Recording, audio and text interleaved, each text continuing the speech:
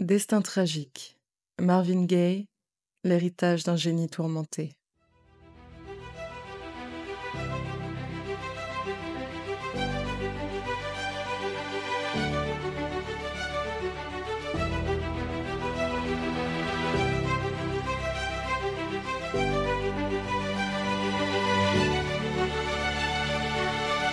Bienvenue dans ce nouvel épisode de Destin tragique, le podcast qui explore les parcours captivants et souvent tragiques de personnes connues ou inconnues à travers le monde.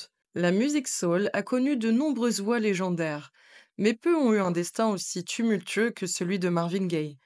Dans cet épisode, nous explorerons la vie d'un artiste dont le talent n'avait d'égal que ses tourments intérieurs. De ses débuts prometteurs à sa fin tragique, en passant par ses plus grands succès, nous retracerons le parcours d'un homme qui a marqué l'histoire de la musique tout en luttant contre ses propres démons. Préparez-vous à un récit poignant où la beauté de l'art se mêle au drame de l'existence. L'histoire de Marvin Gaye commence maintenant. Notre histoire commence le 2 avril 1939, dans le quartier modeste de Deanwood, à Washington, D.C. C'est là que naît Marvin Pence Gaye Jr. Dans la petite chambre de la maison familiale, Alberta, épuisée mais radieuse, tient son nouveau-né dans ses bras. « Regarde Marvin, » murmure-t-elle à son mari. « N'est-il pas magnifique ?» Marvin Senior, debout près du lit, observe son fils avec un mélange de fierté et d'appréhension. « Il a l'air fort, » dit-il simplement. « Espérons qu'il grandira dans la crainte de Dieu. » À ce moment-là, ni l'un ni l'autre ne se doute que ce petit garçon deviendra l'une des plus grandes voix de la musique soul. Le jeune Marvin grandit dans un foyer strict, dominé par la figure autoritaire de son père, pasteur de l'église pentecôtiste. Dès sa plus tendre enfance, Marvin Gaye trouve refuge dans la musique, malgré un contexte familial difficile. Un dimanche matin de 1943, alors qu'il n'a que 4 ans, se produit un événement marquant. Pendant l'office religieux, le petit Marvin se lève spontanément et entonne « Jesus is wonderful » d'une voix si pure que l'assemblée en est bouleversée. Les fidèles, émus aux larmes, voient dans cette performance improvisée un signe divin. Pour Marvin, c'est une révélation. Il découvre le pouvoir de sa voix et l'émotion qu'elle peut susciter. Cependant, cette joie est de courte durée. Plus tard ce même jour, à la maison, « Marvin Junior !» donne la voix de son père. « Viens ici immédiatement !» Le petit Marvin s'approche timidement. « Oui, papa ?»« De quel droit interromps-tu le service comme ça ? Tu crois que c'est un spectacle ?»« Mais papa, je voulais juste chanter pour Jésus. » « La prochaine fois, tu chanteras quand on te le demandera, c'est clair ?» Marvin acquiesce, les yeux baissés, ne comprenant pas la colère de son père alors que tout le monde semblait si heureux. À mesure que Marvin grandit, la relation avec son père devient de plus en plus tumultueuse et violente. Un soir, alors qu'il n'a que 7 ans, une scène typique se déroule dans la maison des Gays. « Marvin Junior !» appelle à nouveau Marvin Senior. « Viens ici tout de suite !» Marvin s'approche, tremblant. « Oui, papa ?» « Tu as encore oublié de ranger ta Bible après l'étude. Qu'est-ce que je t'ai dit à propos du respect des choses saintes ? » Je suis désolée, papa, je recommencerai plus. « Les excuses ne suffisent pas, mon garçon, tu dois apprendre. » C'est alors que résonne le cliquetis de la boucle de ceinture que Marvin Senior défait lentement. « Non, papa, s'il te plaît !» supplie le petit Marvin. Mais ses pleurs sont vains. Les coups pleuvent, laissant des marques rouges sur sa peau tendre. Dans la pièce d'à côté, Alberta ferme les yeux, impuissante face à la violence de son mari. Cette scène se répétera maintes fois au fil des années, façonnant la personnalité complexe du futur chanteur. L'adolescence de Marvin est particulièrement difficile. Il est plusieurs fois chassé du domicile familial. Dans le quartier, des rumeurs circulent. « Dis, t'as vu le pasteur Gay l'autre soir ? Il portait une robe. » Chut, le petit est là. Marvin ne comprend pas tout, mais il sent les regards moqueurs et entend les rires étouffés quand il passe. Pour se distancier de son père et des rumeurs d'homosexualité qui circulent à son sujet, il décide d'ajouter un « E » à son nom de famille, devenant ainsi Marvin Gaye. De plus en plus isolé, il trouve son seul réconfort dans la musique qui ne cesse de résonner dans sa tête, préfigurant sa future carrière de chanteur. En 1956, à l'âge de 17 ans, Marvin Gaye cherche à fuir l'atmosphère oppressante de son foyer familial en s'engageant dans l'US Air Force. Cependant, cette expérience s'avère rapidement décevante et frustrante. Affecté à des bases dans le Kansas, le Texas et le Wyoming, Marvin se retrouve à effectuer des tâches subalternes et répétitives, loin des avions à réaction sur lesquels il espérait travailler. La discipline militaire stricte et l'autorité constante lui rappellent douloureusement l'environnement oppressif de son enfance. Incapable de s'adapter à la rigueur et à la hiérarchie militaire, Marvin commence à se rebeller contre les ordres de ses supérieurs. Il réalise rapidement que la vie militaire ne correspond pas à ses aspirations artistiques et à son besoin de liberté. Pour échapper à cette situation, il élabore un plan audacieux. Pendant son service, Marvin passe des heures à étudier minutieusement les comportements de patients atteints de maladies mentales. Il utilise ces observations pour simuler des troubles psychologiques, réussissant à convaincre les médecins militaires de son instabilité mentale. La stratégie de Marvin s'avère efficace, lui permettant d'obtenir une dispense honorable début 1957, après seulement un an de service. Son dossier de sortie porte la mention révélatrice: l'aviateur gay ne peut s'adapter à la réglementation ni à l'autorité. Bien que brève, cette expérience militaire laisse une empreinte indélébile sur le jeune homme, nourrissant sa méfiance envers les structures autoritaires et influençant ses futures compositions, particulièrement celles abordant des thèmes sociopolitiques. Cette période marque également sa première expérience sexuelle avec une prostituée, un événement qu'il décrira plus tard comme bizarre.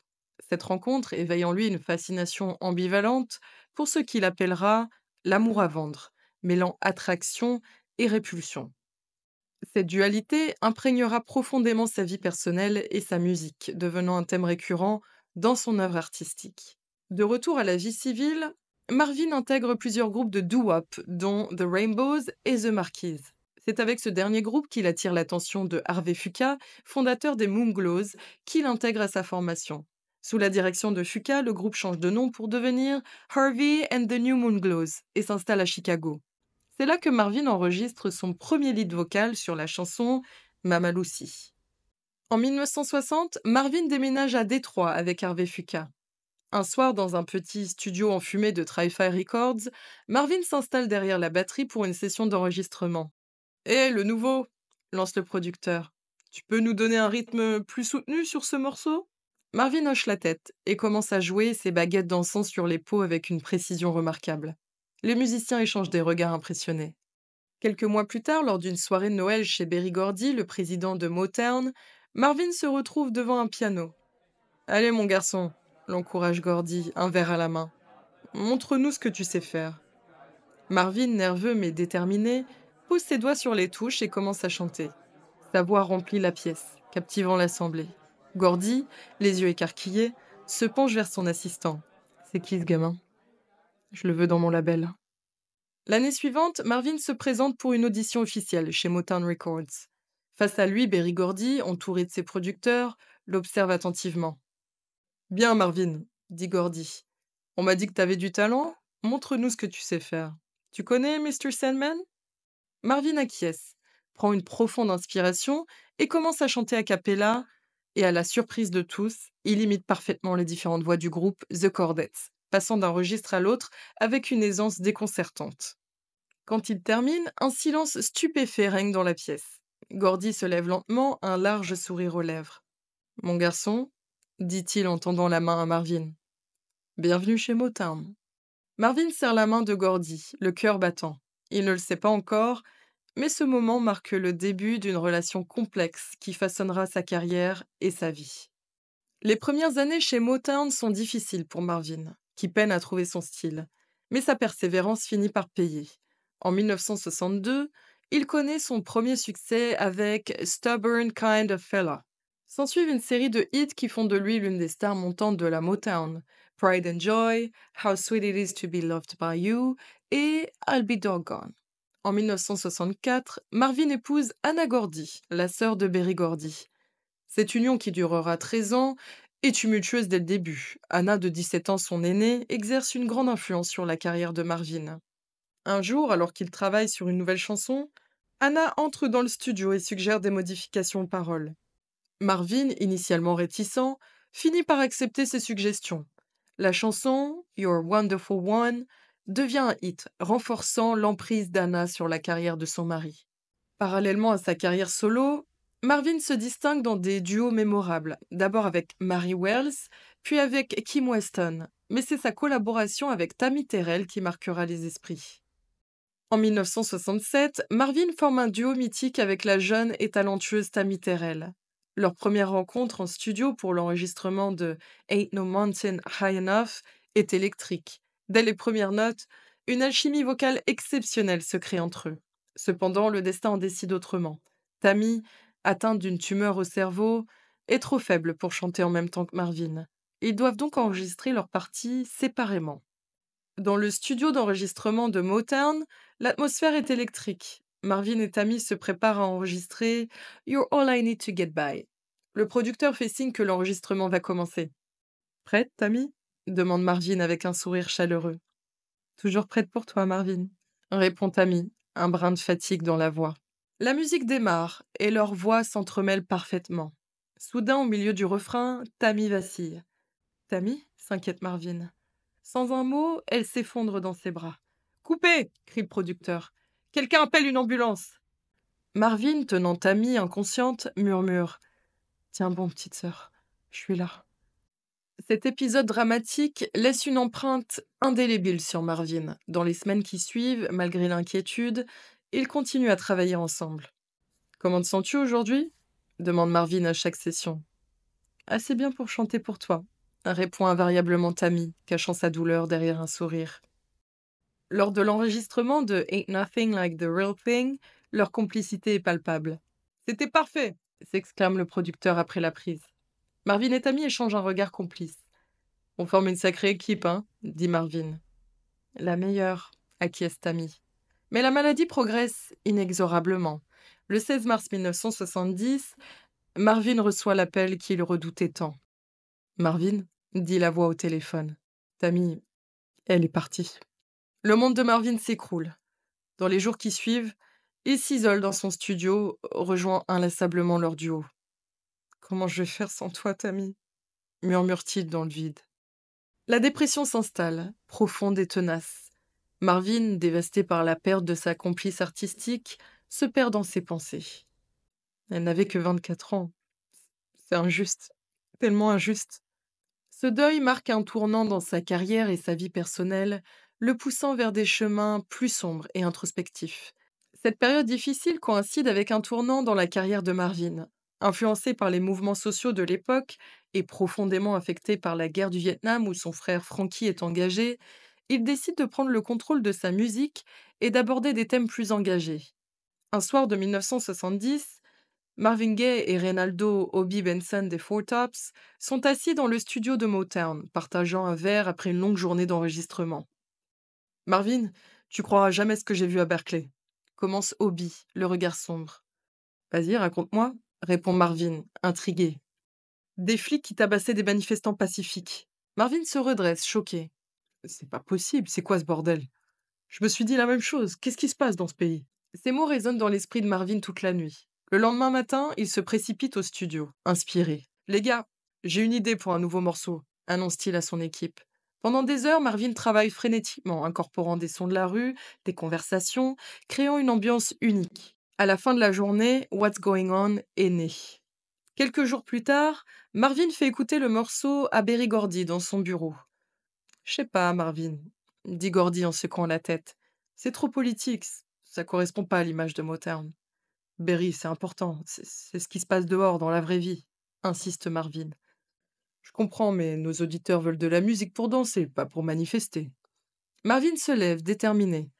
Écoute, Berry, si tu sors pas ce morceau, j'enregistrerai plus rien pour Motown. Un silence tendu s'installe. Gordy fixe Marvin, surpris par son audace. T'es sérieux demande-t-il finalement. Jamais été aussi sérieux de ma vie, répond Marvin. Gordy soupire, vaincu. D'accord, on va le sortir. Mais si ça floppe, c'est sur toi. What's Going On sort donc en 1971. Le succès est immédiat et phénoménal. Quelques semaines plus tard, Gordy appelle Marvin. T'avais raison, mon gars, admet-il. Le public était prêt pour ça, on dirait que t'as changé la donne. Cette réussite catapulte Marvin vers de nouveaux sommets artistiques. Il devient non seulement une superstar, mais aussi une voix influente de sa génération. Cependant, cette nouvelle notoriété s'accompagne de pressions et de tentations qui vont peu à peu le consumer. À la fin des années 70, Marvin Gaye est assis dans le bureau de son avocat, Curtis Shaw, la tête entre les mains. Marvin, je vais pas te mentir, dit Shaw en feuilletant des documents. Ta situation financière est catastrophique. Marvin lève les yeux, l'air abattu. À quel point? Bah, entre le fisc qui te réclame des millions et ce divorce qui s'éternise, c'est pas joli. À ce moment, le téléphone sonne. C'est l'avocat d'Anna Gordy. Ils exigent une partie substantielle des royalties de ton prochain album, annonce Shaw après avoir raccroché. Marvin se lève brusquement. Quoi? Mais c'est du délire. C'est ça ou 1 million de dollars cash que tu n'as pas. Marvin fait les 100 pas dans le bureau. Et si je faisais un album sur tout ça? Sur notre mariage, notre divorce? Shaw hausse un sourcil. T'es sûr? Ça pourrait être risqué. Au point où j'en suis, soupire Marvin.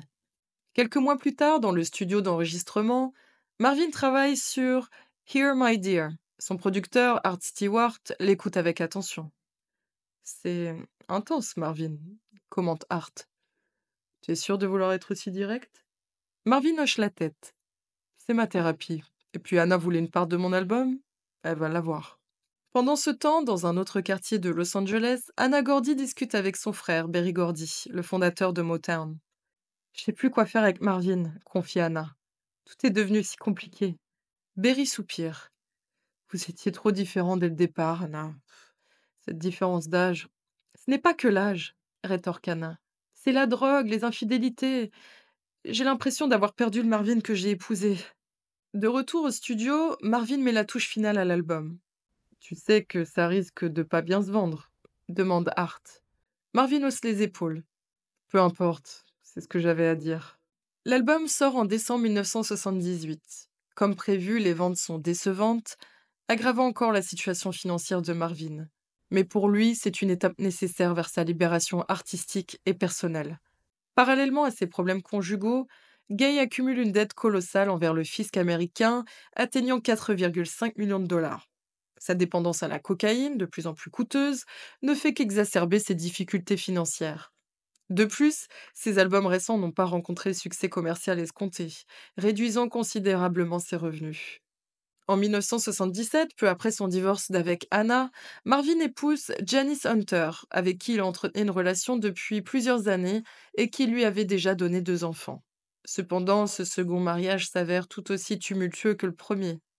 Janice, beaucoup plus jeune que Marvin, lutte elle aussi contre des problèmes de drogue. Leur relation est marquée par des épisodes de violence domestique qui mettent à rude épreuve leur union. En 1979, dans une tentative désespérée de relancer sa carrière et de fuir ses créanciers, Marvin s'exile d'abord aux Bahamas. Il y travaille sur un album disco intitulé Love Man, qu'il finira par abandonner, jugeant le style musical incompatible avec son évolution artistique. Cette période marque le début d'une errance qui durera 3 ans, pendant laquelle Gay luttera contre ses addictions, tentera de reconstruire sa carrière et cherchera à échapper à ses problèmes financiers et personnels. En 1980, craignant d'être emprisonné pour ses dettes fiscales s'il retourne aux États-Unis, Marvin s'installe à Londres après une tournée européenne.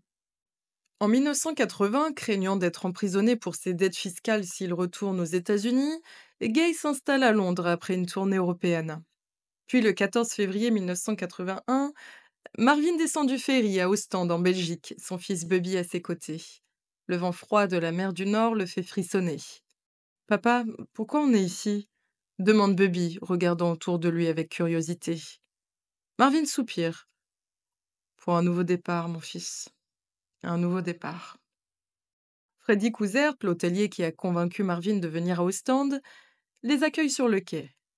Bienvenue à Ostende, Marvin, dit Freddy avec un sourire chaleureux. Comment était le voyage? Long, répond Marvin, l'air fatigué. Mais je suis content d'être ici. Quelques jours plus tard, Marvin se promène seul sur la plage, les mains dans les poches de son manteau. Il entend soudain une musique au loin. Intrigué, il s'approche d'un groupe de musiciens qui jouent du jazz sur la digue. Mais c'est Marvin Gaye! S'exclame l'un des musiciens en le reconnaissant.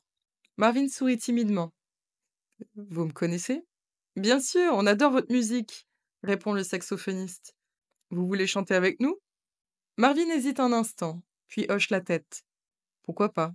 Vous connaissez What's Going On? Les musiciens acquiescent avec enthousiasme et commencent à jouer les premières notes.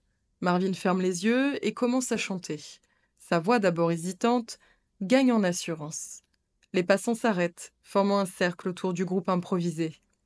Après plusieurs heures de jam session, Marvin se sent revigoré.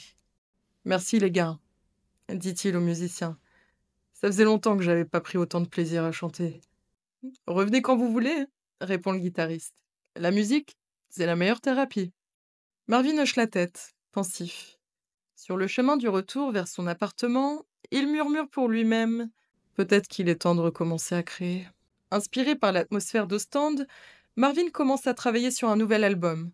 Dans son appartement, des cartes de l'Afrique sont étalées sur le sol. Il est fasciné par le continent et cette influence se ressent dans sa musique. Le chanteur belge Arnaud, qui le côtoie à cette époque, se souvient. Il était clean, je l'ai jamais vu prendre de coke. Il était vraiment branché Afrique à ce moment-là. C'est dans ce contexte qu'il compose Sexual Healing, qui deviendra son dernier grand tube. L'album Midnight Love, sorti en 1982, marque son grand retour sur le devant de la scène. Marvin rentre triomphalement aux États-Unis, remporte 2 Grammy Awards et semble avoir vaincu ses démons. Los Angeles, 1983. Marvin Gaye, épuisé par sa tournée européenne, franchit le seuil de la maison familiale, valise à la main. Marvin, mon chéri s'exclame Alberta, sa mère, en l'étreignant. Tu es enfin rentré. Marvin Senior, assis dans son fauteuil, lève à peine les yeux. Les mois passent. Un matin de 1984, Alberta frappe doucement à la porte de la chambre de Marvin. Chéri, tu veux prier avec moi? Marvin, en robe de chambre, les yeux cernés, hoche la tête. J'arrive, maman. Le 1er avril, Marvin et Alberta discutent dans sa chambre quand la voix colérique de Marvin Senior retentit de l'autre côté du mur.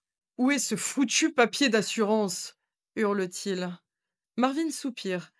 Papa, calme-toi, crie-t-il en retour. On n'entend que toi, là. Ne me dis pas ce que je dois faire, espèce d'ingrat, rétorque son père. La tension monte. Soudain, la porte s'ouvre violemment.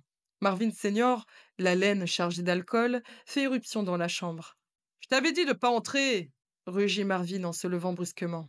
C'est ma maison, vocifère son père. Dans un accès de rage, Marvin pousse violemment son père hors de la chambre, le frappant au passage. Marvin, non crie Alberta, terrifiée.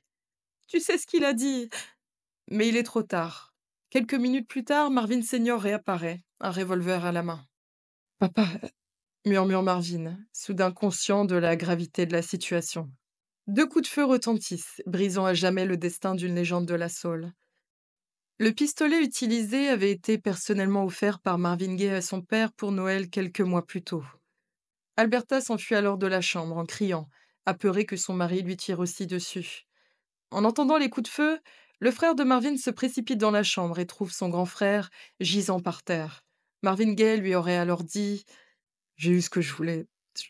Je pouvais pas le faire moi-même, alors j'ai j'ai fait en sorte qu'il le fasse. J'ai fait mon chemin. Il y a plus rien en moi. » Marvin Gaye sera finalement amené à l'hôpital, mais trop tard.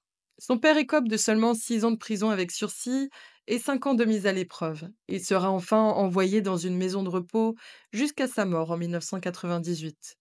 Ainsi s'achève la vie tumultueuse de Marvin Gaye, l'un des artistes les plus talentueux et influents de l'histoire de la musique populaire.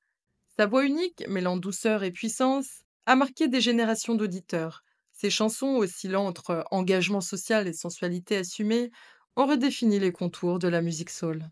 4 décennies après sa disparition, l'œuvre de Gaye conserve toute sa puissance évocatrice. What's Going On demeure une criante actualité tandis que ses ballades sensuelles célèbrent inlassablement l'amour et le désir. Sa fin brutale souligne la fragilité des liens qui nous unissent à nos proches. Le parcours de Gay, jalonné de succès fulgurants et de périodes sombres, continue d'inspirer artistes et mélomanes. Son histoire incarne celle d'un homme qui vécut et créa avec une intensité rare, laissant une empreinte indélébile. Les circonstances de sa mort soulèvent des questions troublantes, certains y voyant un acte délibéré de sa part. Cette théorie, bien qu'invérifiable, ajoute une dimension tragique supplémentaire à son destin. L'influence de Gay sur la musique et la culture populaire est incontestable. Pionnier de la soul engagée, il a ouvert la voie à de nombreux artistes en abordant des thèmes sociaux cruciaux. What's Going On reste emblématique de cette approche novatrice, mêlant message profond et orchestration sophistiquée. Les démons personnels de Gay, ses addictions et ses relations familiales dysfonctionnelles révèlent la complexité de l'homme derrière l'artiste. Son parcours rappelle que le talent exceptionnel s'accompagne parfois de tourments intérieurs. L'héritage de Gay transcende les genres musicaux, inspirant des générations de créateurs. Sa mort tragique a également contribué à une prise de conscience collective sur les enjeux de la violence domestique et de la santé mentale. L'héritage de Marvin Gaye transcende les limites de la musique soul, incarnant une forme rare de courage artistique. Son œuvre, alliant virtuosité musicale et engagement social profond, continue d'exercer une influence considérable bien au-delà de son genre d'origine. Gay a fait preuve d'une audace exceptionnelle en transformant sa notoriété en tribune pour aborder les questions sociales les plus pressantes de son époque, un acte d'une bravoure que peu d'artistes osent entreprendre.